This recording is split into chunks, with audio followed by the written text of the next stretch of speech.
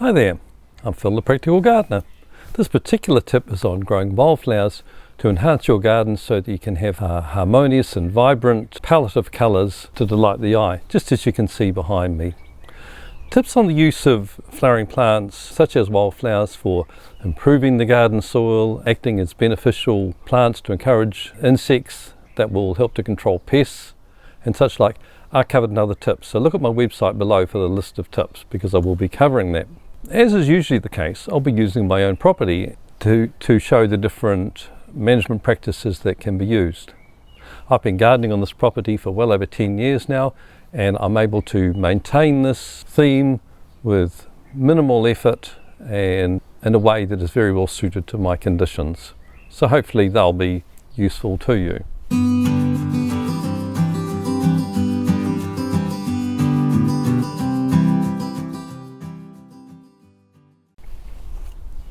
Wildflowers are usually short-lived annual plants which grow rapidly and provide a flourish of flowering before producing seeds and dying.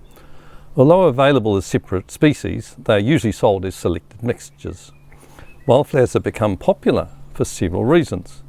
They provide a spectacular and harmonious seasonal display. They're usually composed of a mixture of compatible species, often selected from a homogeneous environment. The packets of wildflowers that you can purchase commercially are typically from seasonally dry environments in Australia, Europe or the United States. It is sometimes recommended to grow mixtures of plants that are native to a region. However, this can be impractical and it isn't essential. The display also appears natural, which fits with the general movement away from formal displays. A cottage garden theme or a Mediterranean style is enhanced by casual drifts of informal foliage and flower colours. They are a great form of companion planting since they attract and provide sustenance to beneficial insects, including predators of pests and honeybees. They also provide foods to birds such as finches. All this wildlife adds an exuberance and interest to your garden. Insects sometimes can't access pollen or nectar from plants that are highly bred or hybridized. Wildflowers never have this issue. I'll cover companion planting in a separate tip. If managed properly as a result of good pollination, the plant should reliably self-seed and naturalize, removing the need to establish a new display every season. Management of a wildflower garden does have certain requirements if it is to be successful. The tips below are general. Some mixtures might require specific treatments. Most wildflower mixtures are designed for sunny spots, however some are oriented for light shade.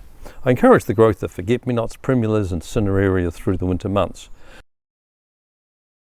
However, it can be wise to avoid excessively damp areas as they will be hard to manage. If you are sowing seeds rather than encouraging reseeding, it is usually done in autumn or early spring. For preparation, the garden area needs to be carefully cleared of weeds, particularly perennial weeds. It can be wise to do several sessions of weed removal as cultivation stimulates the germination of weed seeds. At sowing time, the area should be cultivated shallowly. The seeds sown evenly and then lightly raked over. Most of the varieties have small seeds, unlike, say, beans or pumpkins. Watering is critical while the seedlings are developing, but not thereafter. You shouldn't need to fertilise the bed. In fact, that might encourage profuse weed growth that can suppress your wildflowers. Weeding needs to be done regularly, particularly during the establishment period. However, once the plants are growing vigorously, I find that weed management is minimal. It is useful to learn the difference between seedling wildflowers and weeds so that you remove the right plants. If your desire is to continue the wildflower bed in future years, the plants should be allowed to self-seed before lifting. Leave the plant remnants on the surface as a mulch until the next generation emerges. This is another critical time for weed control. If you maintain the bed over time, you can gradually adapt it to suit your situation and create your own unique blend. In my case, the plants that have successfully naturalised for the spring and summer display include Queen Anne's lace, sunflowers, euphorbia, spur valerian, shiny angelica and daisies.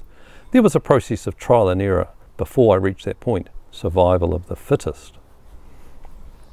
Wildflowers that are particularly successful should be preserved and continued.